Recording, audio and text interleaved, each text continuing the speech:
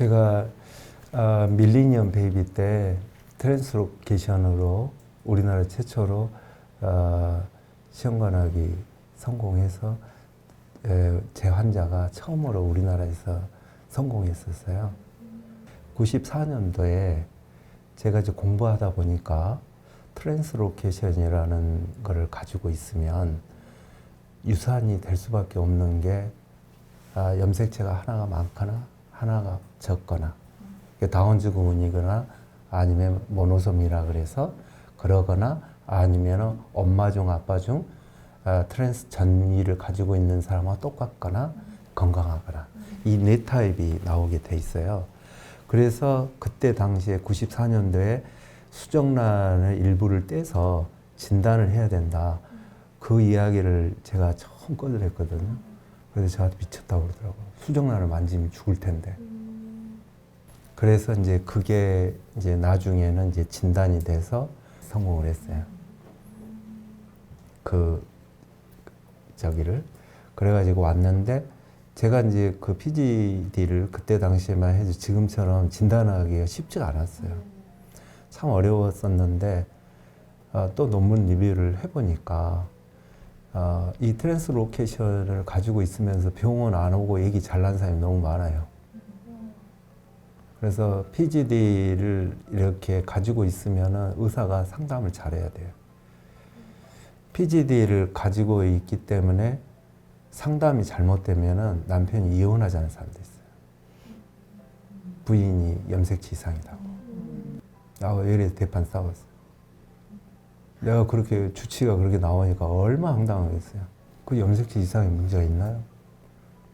그거는 수정란이 정자와 난자하고 교환하면서 정상도 나올 수 있는데 완전히 46XX, 46XY인 사람에 비해서 내가 모노솜이나 트라이소미가 나올 수도 있고 나하고 똑같은 거가 나하고 똑같으면 정상이잖아요. 그것도 정상으로 인정 안 하는 남자들이 있더라고. 전혀 문제가 없는데.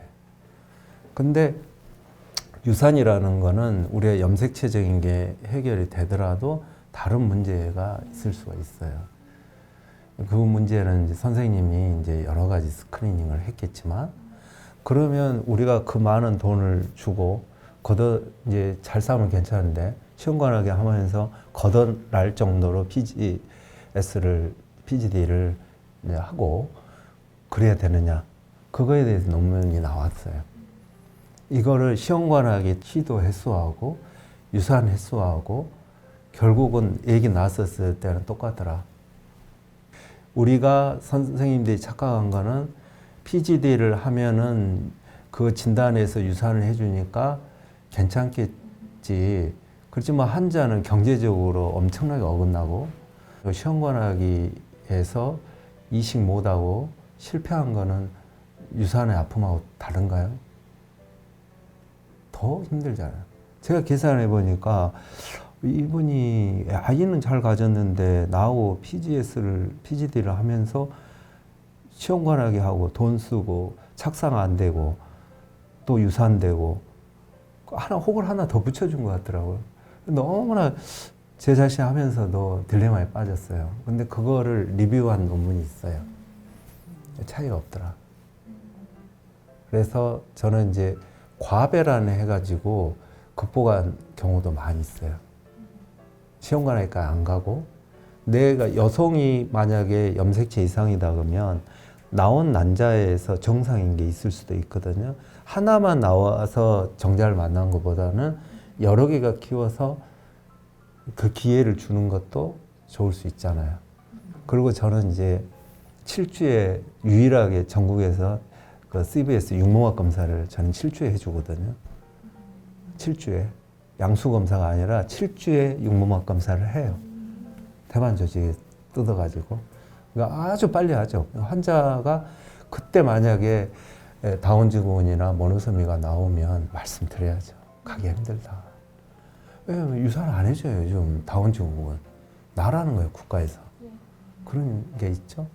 그래서 지금 트랜스로케이션이라 그러면 다른 검사, 습관성 유산 검사를 한번 다시 스크리닝 해보고 저한테 뭐 팩스로 보내면 제가 한번 서울이니까 제가 한번 리뷰 의견을 또 드릴 수도 있고 아니면 저 메일로 스캔해가지고 보내면은 제가 거기에 대해서 답을 드릴 수도 있죠.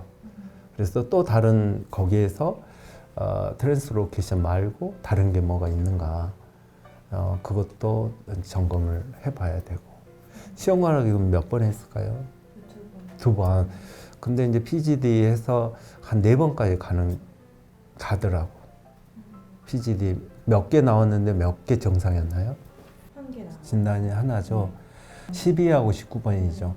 그러니까 12, 13, 14, 15, 21, 22는 그 염색체가 그 쇼담이라 그래서 작은 팔이 없어요. 예, 그거는 진단하기도 쉽고 지금 12, 19는 상당히 드문 전이거든요. 그러니까 전이 경우에도 13, 14, 15, 그 다음에 20, 21을 가지고 있는 전이하고 그 번호에서 벗어난 전이하고 예후가 좀 틀려요. 근데 자 20개 나와서 하나가 정상이다 그러면 그 확률적으로 많이 낮잖아요. 그렇죠. 그러면 PGD 해가지고 정상 안 나올 수도 있다 그거죠. 그렇죠. 그건 뭐냐면은 5일 배양까지 가야 되는데 20개가 다 갈 수는 없잖아요. 제가 이제 간호사인데 그분이 이제 서울역 차에서 3번 했더라고 PGD를. 근데 간호사에도 힘든 거예요. 경제적으로 힘들고. 아 나는 유산이었는데 시험관에 실패하다 보니까 난임 환자까지 돼가지고 스트레스가 많습니다. 그래요? 그런 이런 이제 성적을 이야기해주고 그럼 과배란 한번 해봅시다. 그럼 과배란 했는데 유산 됐어요. 그 사람이. 제가 CBS 하기 전에 유산이 돼버린 거예요. 7주 이전에. 근데 그 환자는 이제 그 PGS를 해봤기 때문에 저하고 더 이제 설득이 되는 거야. 한번 다시 과배란을 2달 후에 합시다. 그래서 딸을 낳았어요. 그리고 응모막 검사에서 정상이고 이제 그런 경우도 있어요. 그러니까는 PGD도 하고 있지만은 과배란도 해보는 것도 괜찮아요. 과배란을 하는 기술도 적어도 양쪽에 2-3개 정도 키워가지고 또 자연적으로 또 극복할 수도 있어요. 근데 우리가 PGD에서 가장 중요한 거는 유전적으로 해야 되는 사람이 있어. 혈우병이라든가 아니면은 근이 영양증이라 그래서 이제 특히 남자애들이 커가면서 근육이 위축증이 오고 그렇잖아요. 이제 그런 경우는 꼭 그걸 해야 돼요. 그렇게 해서 정상 아이를 꼭 낳아야 돼요. 근데 이제 전이 같은 경우에는 좀 다르다고 저는 생각을 해요. 자신감을 가지고 난 자연적으로도 될 수도 있다. 그렇지만 그 과정을 선생님이 잘 스크리닝을 해야지. 지금 우리나라의 습관성 유산의 검사가 상당히 문제가 많아요. 제가 이제 학회에서도 여러 가지 이야기 해줬는데 선생님이 오달 냈으면서도 왜 했는지 모르는 검사가 많은 거예요. 그러면 그 말은 뭐냐면은 교과서적으로 추천하지 않는 검사가 포함되어 있는 게 많은 거예요. 리피트로. 개념이 이렇게 딱 서 있으면은 내가 이 검사는 필요 없지. 그리고 환자분이 이거 질문했을 때 정확 명확하게 대답했는데 두루뭉실 대답한다 그러면 그 검사는 별로 필요가 없는 검사죠. 그리고 또 잘못 이해를 하고 계시면 그 오토 안티바디에 대해서 너무 끔찍한 게 뭐 ANA가 포지티브다. 그거는 아무 이상하고 관련이 없어요. 뭐 류마티스 뭐 그게 양성이다. 아무 관련이 없어요. 유산이라는 건 자가 면역이 혈관벽에 붙어가지고 혈전을 일으키는 자가 항체가 있어요. 항인지질 항체나 루푸스 항체나. 근데 어떤 사람은 갑상선 항체가 있다 그래가지고 그걸 공격한다고 설명하는 경우가 있어요. 그런 엉뚱하게. 갑상선 항체, 자가 항체는 그게 아이를 공격하는 게 아니라 갑상선 자가 항체를 검사하는 이유는 이 사람이 갑상선에 문제가 있는가. 유산은 갑상선 저하증이 유산을 일으키는 원인이 돼요. 갑상선 항진보다. 그래서 그걸 이게 보기 위해서 그걸 하는 건데 갑상선 자가항체가 양성이니까 그게 뭐 얘기를 공격해서 안 좋다고 또 설명을 그렇게 듣고 있는 사람이 있어. 그리고 이제 뭐 인터넷이나 그렇게 설명이 잘못되고 있는 부분이 있어요. 그렇기 때문에 이제 검사 혹시 한 거 보고 혹시 빠진 게 있으면 제가 추천을 하고 혹시 자궁경이나 이제 그런 것도 한번 해볼 필요도 있고. 근데 유산은 그렇더라고요. 부부의 마음가짐이 중요해요. 내가 잘하면 안 될 거다. 그러면 소원대로 돼요. 그거를 잊어버려요. 삐그말리언이라고 효과라고 있잖아요. 네? 조각을 해놓고 이거는 애인이면 좋겠다. 근데 애인 돼버리죠. 그런 것처럼 난임 환자도 임신 수치가 나왔어도 자꾸 부정적인 생각을 하고 수치가 떨어질 거야. 뭐 인터넷 봤더니 뭐 안 좋을 거야. 그 사람 꼭 그대로 가요. 제 경험에 의하면. 근데 어떤 사람이 잘 유지를 잘하냐면 이제 이주 여성으로 한국 와갖고 이제 젊어요. 우리 시골에는 이주 여성이 한 40% 정도 차지해요. 동네에. 진짜 많아요. 그분들은 이제 인터넷도 잘 모르고 동네 아는 사람도 모르고 제가 이야기한 거야 하나 걸릴 거가 없는 거야. 원장님 이야기 잘 듣고 설명 듣고 그것도 우리 그 코디네이터들이 설명 잘해준 거 잘 듣고 집에 가서 밥 먹고 시어머니 밥 해주고 왜 임신 유산이 안 되는 거야? 너무나 잘 되는 거야.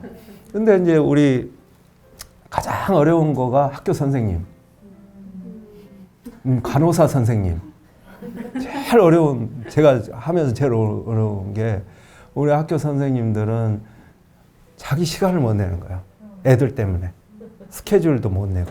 우리 간호사 선생님은 병원 때문에 자기 시간을 못 내는 거야. 자기 희생을 하는 거야. 너무 정보 서치가 잘 되셔가지고 본인이 막 이걸 막 스트레스 받고 있는 거예요.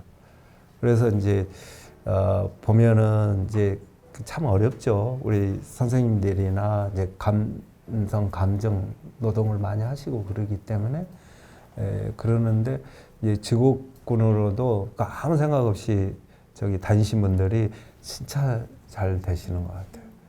근데 이제 상당히 이게 좀 너무 좀 예민하시고 잠을 못 주무시고 그리고 우리 병원 다니신 분들이 제가 정신의학과에 많이 소개해 드려요. 그거 나쁜 거가 아니라 제가 보기에도 컨트롤이 안 되시고 잠을 못 주무신 거예요. 그리고 제가 생각하지 말라는 거를 자꾸 막 생각하시는 거예요. 그리고 이제 우리 배드에 올라 진찰하려고 하면 너무 막 공포에 질려 있고 근데 그걸 남편이 해결할 수도 있는 것도 아니고 뭐 마음 안정하세요. 그거 안 되잖아요.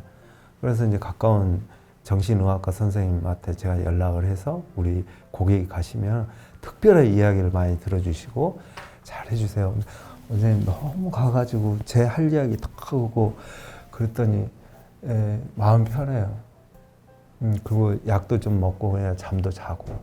그럼 내가 보면 얼굴빛이 달라졌어요. 그리고 남편도 저를 많이 이야기해 주세요. 일을 해주고 시험관하기 같은 거 하면서 따로 노는 거예요. 저는 꼭 남편 들어오라고 그러거든요. 저는 시작할 때 남편하고 같이 해요. 그 어떤 사람은 주차장에 있는 거예요. 빨리 들어오라. 그러면 뭐 방역에 걸리니까 얼른 빨리 들어오라. 그래가지고 여러분 앉혀서 하면은 또 등 돌리고 이러고 앉아서 이 반드시 앉아가지고 같이 이야기하자. 그렇게 우리가 난임 여성들이 참 혼자 이렇게 해결하려는 이제 그런 거가 참 많았던 것 같아요.